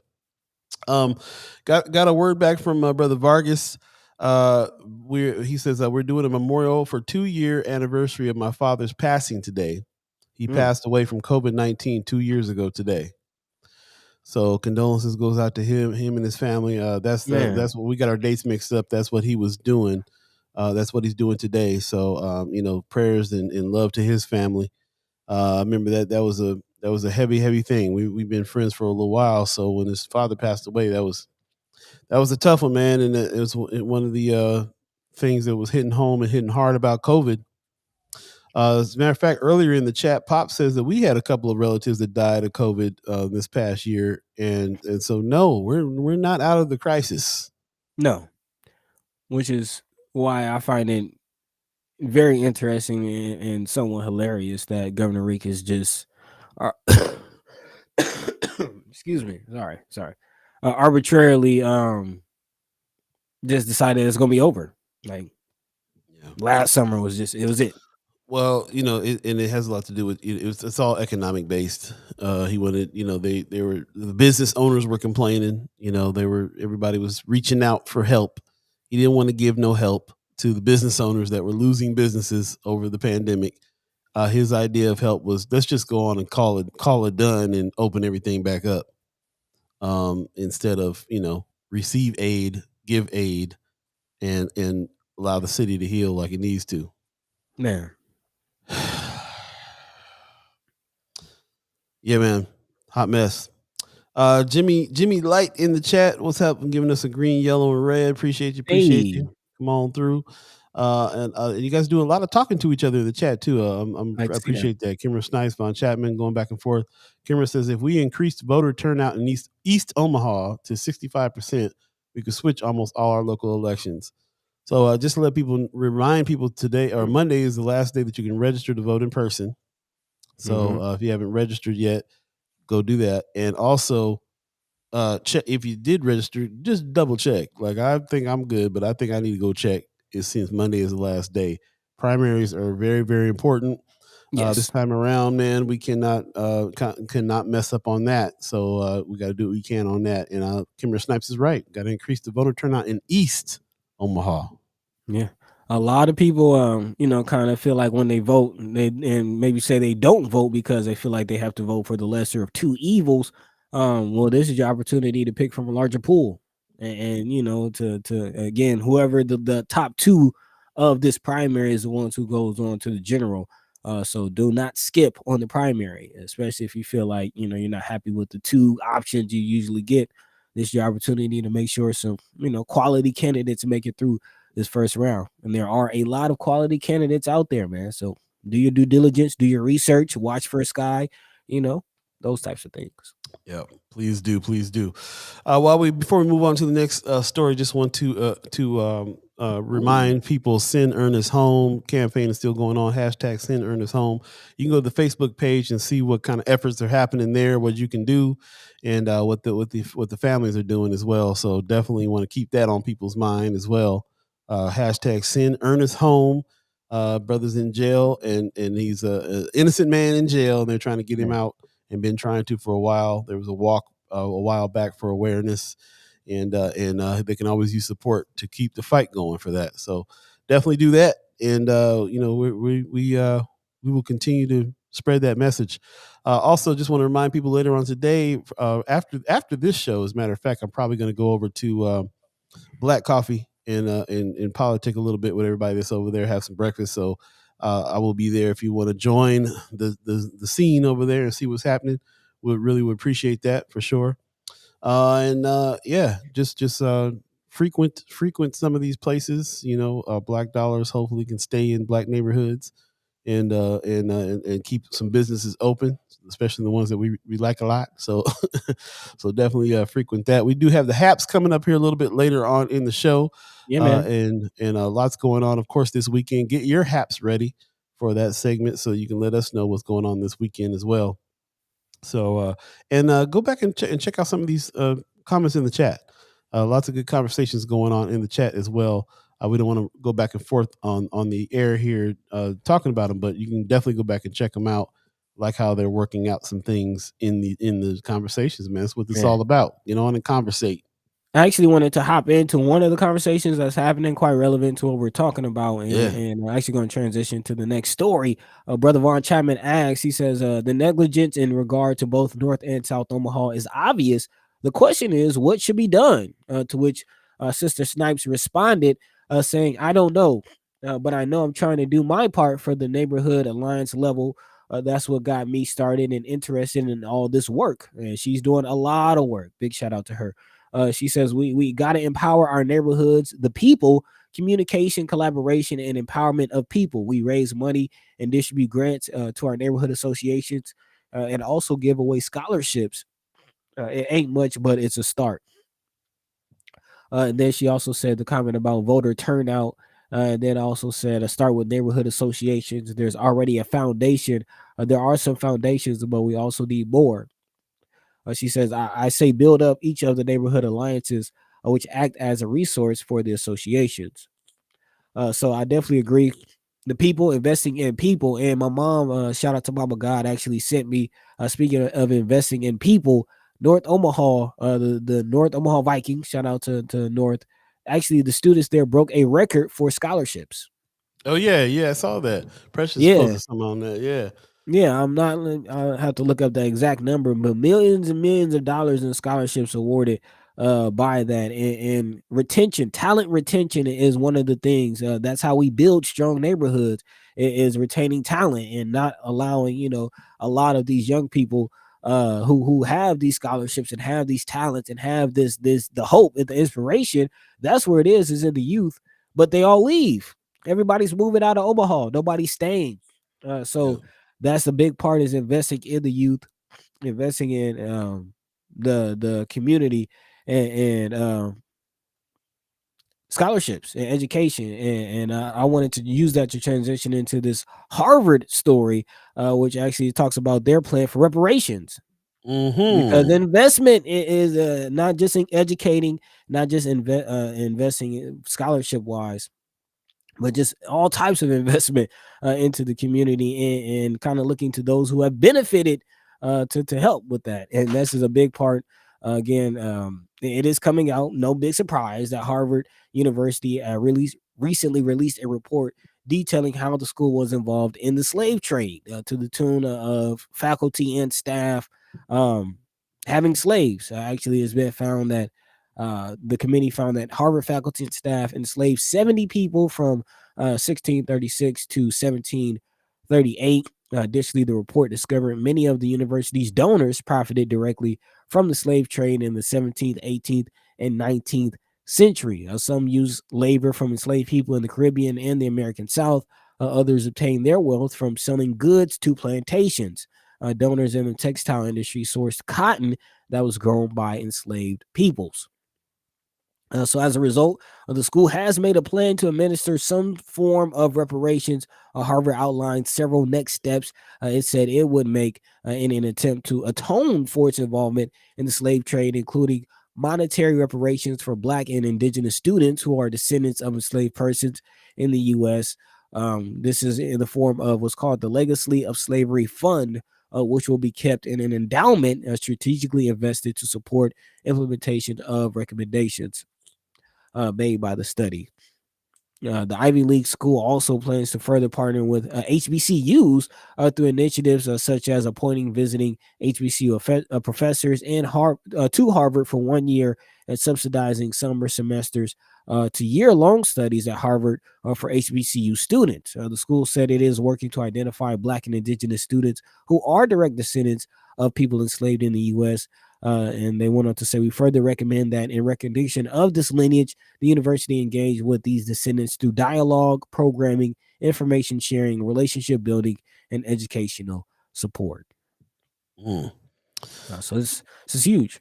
It's very huge. I like to see how this plays out, but wow, just the acknowledgement is a lot. But for them to be saying we're going to fix this by coming up off some dollars, man, investment. Yeah, interesting. We reported on California being the state that is talking about reparations right now, and a lot of the stuff they're talking about is also based on the lineage. If you can trace back to the original slave, for Black and Indigenous people as well, and also for Indigenous people as well, because contrary to popular belief, all people who are Indigenous don't get scholarships to college. It's not a it's Man, kind of a thought that all you got to do is have some Indian in your family and you can go to school for free. No, nope. there's a whole bunch of Indigenous people that aren't able to go to school for free. So this is still something that is looked at for them as well. Yeah. So Yes. I feel like that Harvard is kind of following the lead of California as far as how to disseminate some of the money. I like the idea of the HBCUs and stuff like that. That's great. So good news, kind of good news as far as I can see. Yeah, and a couple of comments of Paul Fabian in the chat says a Creighton Jesuit connection is an issue to address regarding reparations discussion as well. Ooh, and he says that Georgetown is addressing Jesuit history regarding slavery. Wow. Still a heavy Jesuit, presence in Omaha, Creighton Prep, Yeah. Creighton University. I forget the name of the elementary school off of 24th, but they're a Jesuit school as well. Lots to it. I'm going to jump back in the chat real quick. A little earlier in the chat, they were talking about after I made that announcement, I was going to hit Black Coffee after the show. Let's see. Kimber Snipes says physical spaces and relationships are assets. It don't always have to. It don't always have to always be monetary. That's very true. Definitely spend some time out is one of the keys there. Says you don't get more community based than neighborhood associations. Definitely check into your neighborhood association. You have to do it for sure. So also Leah Keister in the chat says, in less than 7 minutes, I discussed the importance of voting in primary elections and to elect candidates who have your best interest in mind when making decisions that will affect our community. So there you go. She got a 7-minute pitch that'll get you on track, get you straight, get you everything you need. Find the language and try to help everybody get to these conclusions for sure. Also, later on, Brother Valentine says, bring all the community leaders to North High School, lock all the doors, and nobody leaves until issues are resolved and true collaborations take place. Okay, kind of like That's an that. idea. Yeah.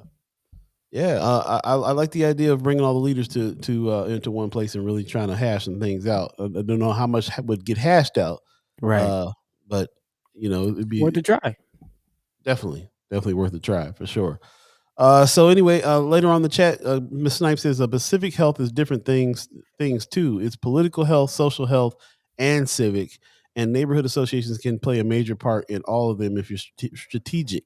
So we all know that Miss Kimber Snipes is all about the neighborhood associations. I think it's very important for you to be involved in yours and have a say in what's going on in your neighborhood in a big way. I definitely agree that neighborhood associations, they kind of seem like the entry into your civic engagement. Like, you move into a neighborhood, the first thing you should do is get involved with your neighborhood association to figure out what kind of events are going on, what kind of resources are in that neighborhood. And just get to know. That's how you build community. It is those neighborhood associations. My mom was a part of her neighborhood association, so I kind of grew up watching that engagement. That concept is not foreign to me. But on the flip side, if you're renting in an area, you don't really feel a part of that neighborhood. Again, a lot of people are just working, trying to survive, man. And the whole concept of that, I don't know how people get to that, but get to the involvement of the neighborhood associations. But I definitely agree, neighborhood associations is where it should start. Well, I think that most of us in our communities rent, and that should not stop us from being a part of the neighborhood association or the But it neighborhood. does. Well, yeah, I think that if we can kind of change the perspective on that, you're still in your neighborhood and have something to say over what's going on with you, even if you are renting. Of course, if you're an owner, if you got some ownership, you have more of a stake. But I mean, you really can have just as much of a stake, even if you're renting, because you're in that neighborhood, you're working, you're living, you're going to school, you're doing everything in those neighborhoods. You need to be able to have something to say, have a say with what Right. happens there. That goes to the empowerment that Miss Snipes was saying. She says, and always and it was always a part, broke as hell, but the association treated me like family. That's the Mm. part, and that's the thing, like that familial feeling, and I do think that that's what the people need. They're just not going to get it. I do feel like once people start engaging, it just kind of a self-fulfilling prophecy. Once you start, then the ball gets to rolling, and you get those feelings, but again, the people are lacking that inspiration to even start. And my whole question is, where do we get that? You get it right here. First Sky Omaha in the morning, going down. Hey, Miss Erica Felt. As a matter of fact, Miss facts. Erica Felt, I ain't heard from you the whole show. I was getting ready to ask if somebody knew where you was at. She said, Kimra and Precious have both made me understand that neighborhood associations are important. Having been a long renter, I completely get what Buddy said. These these women have let me know the associations are not exclusive to owners. And I think that's a Yes. misconception. I think that's the big misconception. Yeah. And because even watching my mom, she owns her house. You know what I mean? Right. And the community that I grew up in, a lot of those were homeowners, the kind of the Hartman area. So yeah, when you get into a rental aspect and a person who's only going to be in that area for a year, even in that year, you can still engage and be a part of something, and that might even make you want to stay longer, which then creates more stability, and that ball gets rolling. But how do we get the ball rolling? Most def. Kimmer Snipes says Spencer Projects had an association. Even the projects got a neighborhood association, bro. Yeah, So man. like, it don't matter if you're renting or whatever's going on. She says Southside Terrace has one. That's what's up. Brother Muhammad says Good Old Boy and Girls Network ask the children and young people who they want to lead them. That's a There good you go. question. Good thing to say. Also, she says Kimmer Snipes says we're going to partner with the schools. That's what's up. I saw something. Great Who idea. was Von Chapman earlier? I think Von Chapman said, "Yeah, neighborhood associations should be pushing ballot initiatives to keep the community engaged in issues regarding the community." Agreed. Um, agreed, definitely. I think this is very important to not just be talking about what trash is being picked up on what block or whatever the deal. Like it could be used for a bigger purpose, getting people in seats in the neighborhoods that you're living in. Um, Let me mhm. let me ask this, Sister Snipes and anyone else involved in their neighborhood association, neighborhood alliance. What are some of the challenges that these neighborhood associations and alliance have with outreach?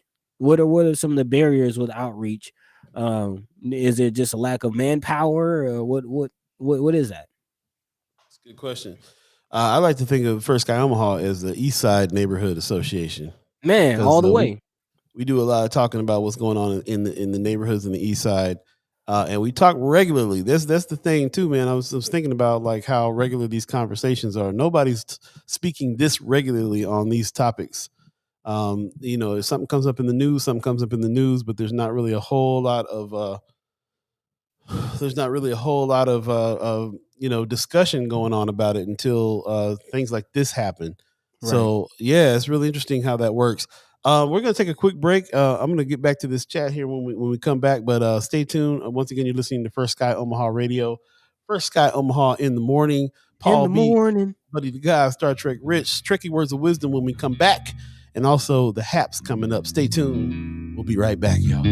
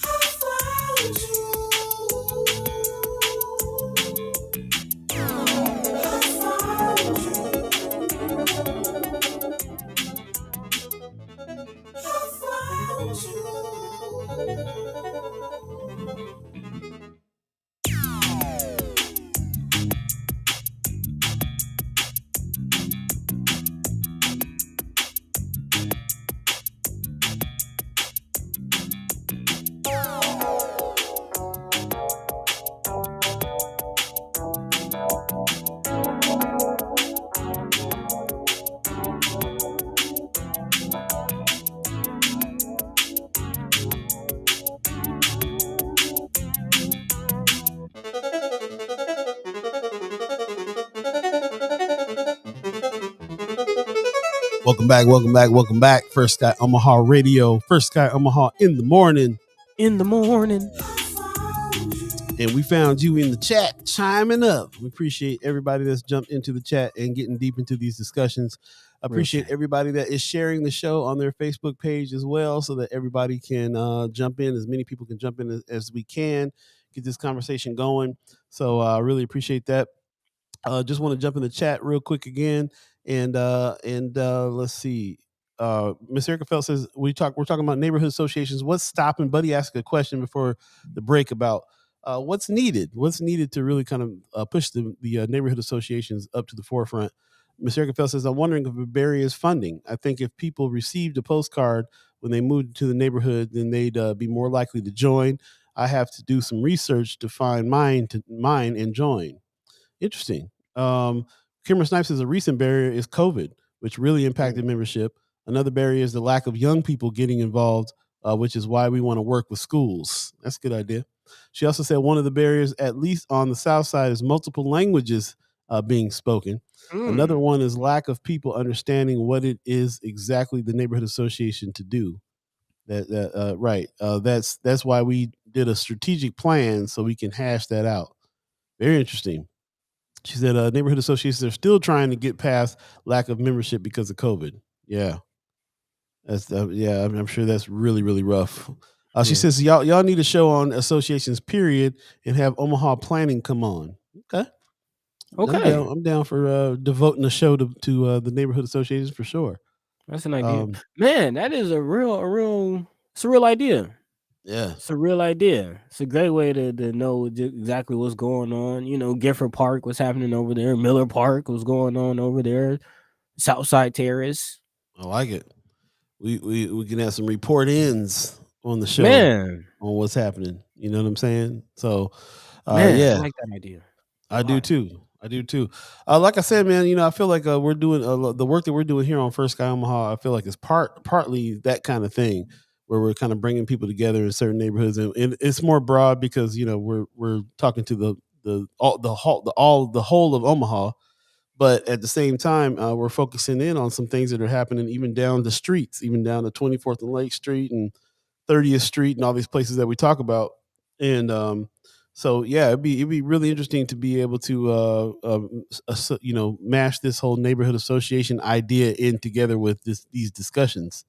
Because I think that, you know, every time I've gone to a neighborhood association meeting, we're discussing some of the same topics that we're doing here on the show. So, yeah, that's what's up. Brianna Full said I can get you connected with the Gifford Park Neighborhood Association. Cool. Brother Valentine says, depending on how the neighborhood associations are set up, I could possibly fund a possible. What do you say about the fund? Hold on. Possibly fund a couple of young adults through. Oh, there you go. Through the WIOA Youth Omaha to help with these efforts. It's a good idea. Good idea indeed. You know, I have this theory about media, which is the reason why I'm doing what I'm doing here and doing what I'm doing at the Benson Theater as well. Everything is a media company now that just happens to do something else. So you look at your neighborhood association as a media company that just happens to be a neighborhood association.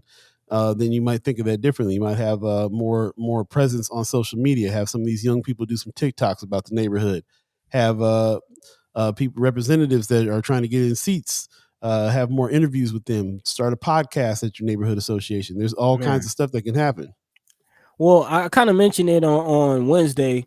I think that was Wednesday when we spoke to Monday when we had our conversation with Miles Davis with Noise, and I mentioned Canopy Atlanta, which is a outlet down here, and I mentioned that because I'm very interested in how they do their storytelling and how they kind of approach this whole thing, because they don't have a team of journalists. They have a board, you know, of journalists who they provide resources to those in the community. So they don't necessarily do the reporting or the writing themselves.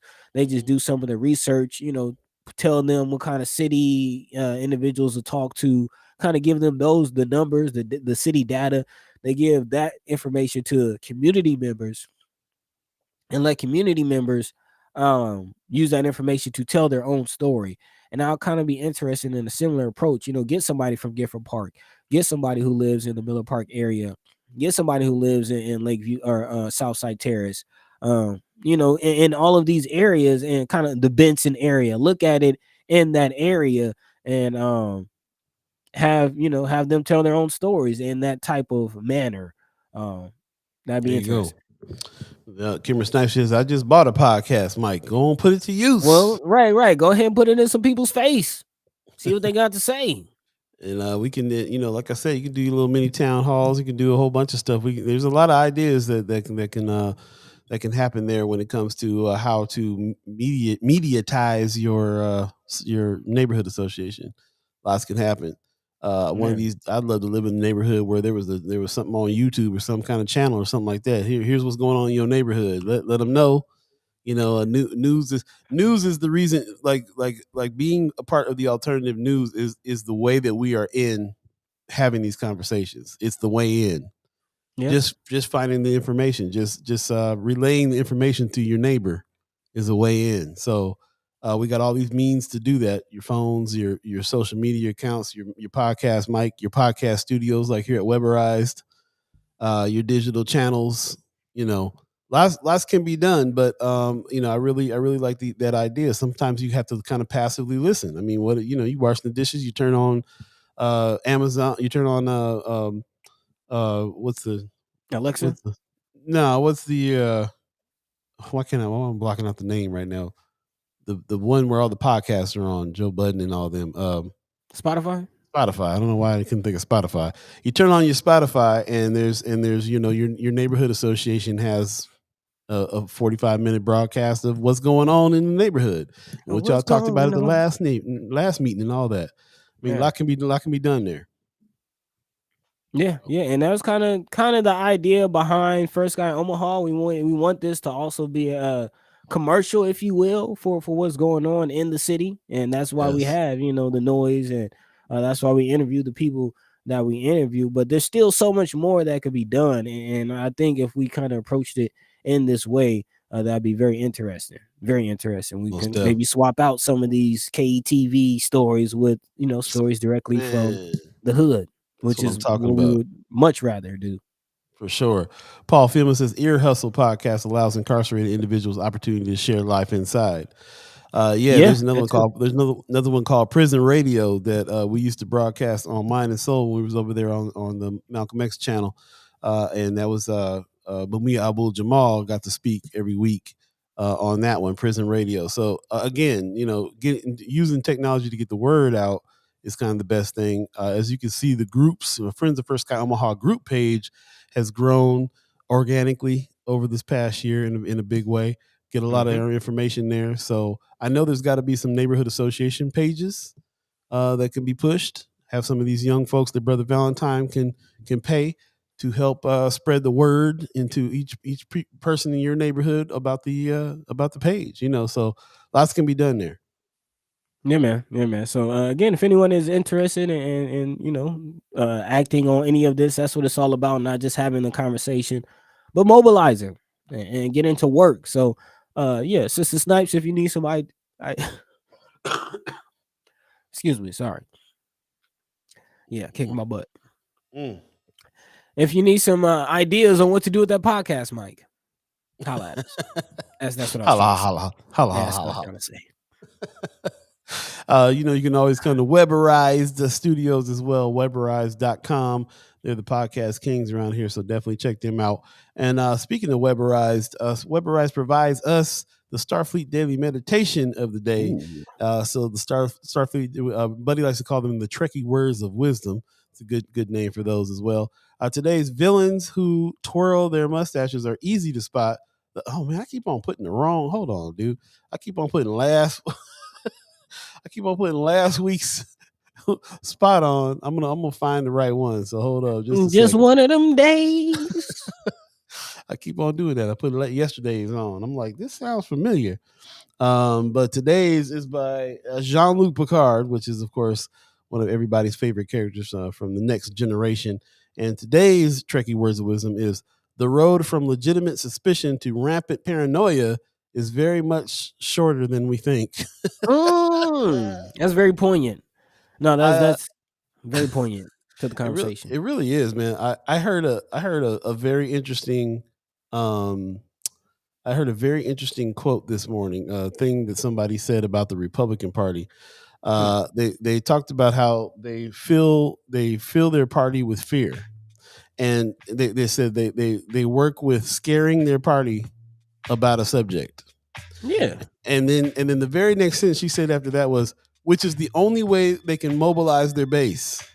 Yeah. The only tool they have to mobilize their base is fear. That's really interesting when you think about it. I feel like other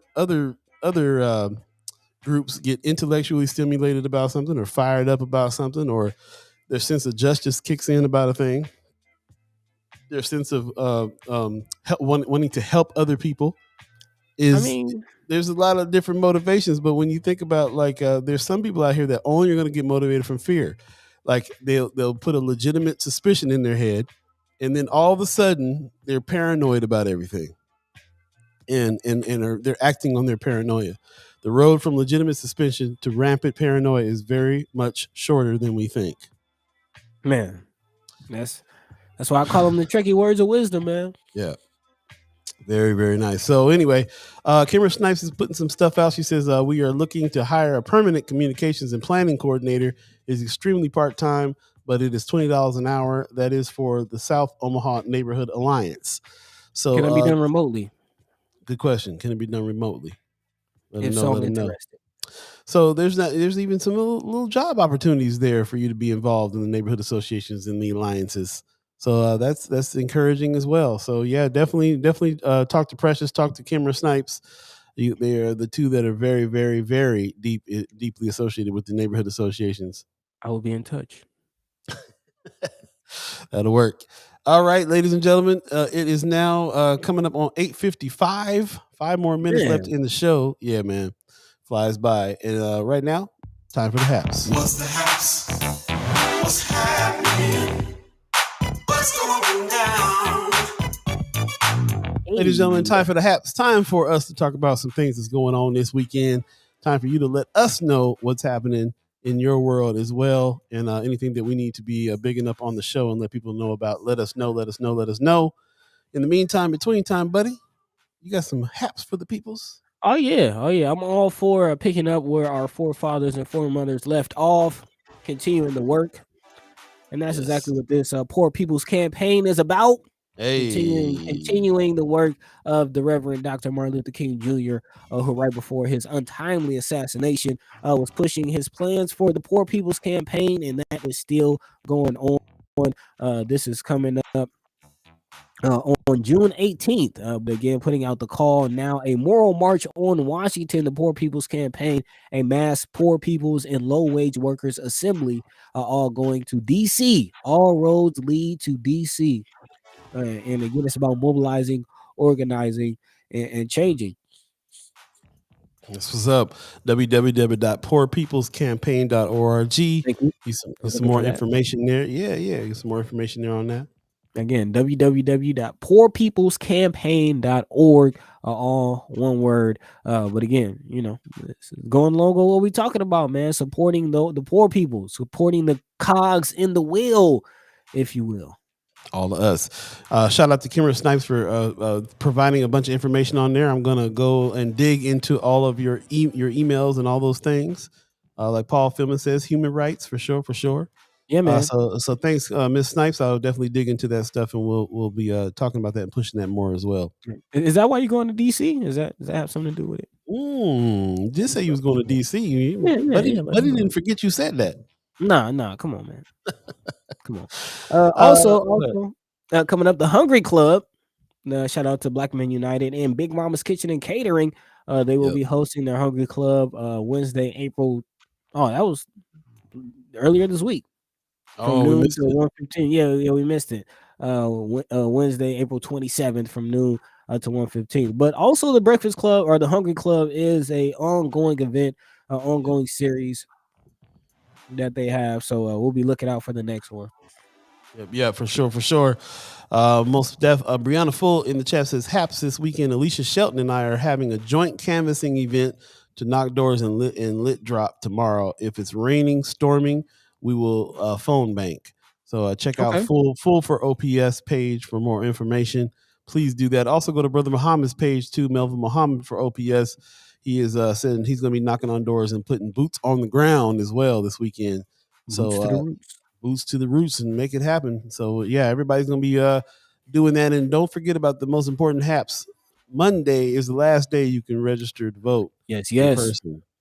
So definitely, that's definitely the half. So you can take care of it today. You probably should, and don't wait till last day on Monday to do that. Yeah. So and double check. Do like me. Like seriously, I think I'm straight, but I have a little bit of teach of a question in my head about whether or not I'm all where I need to be since I moved.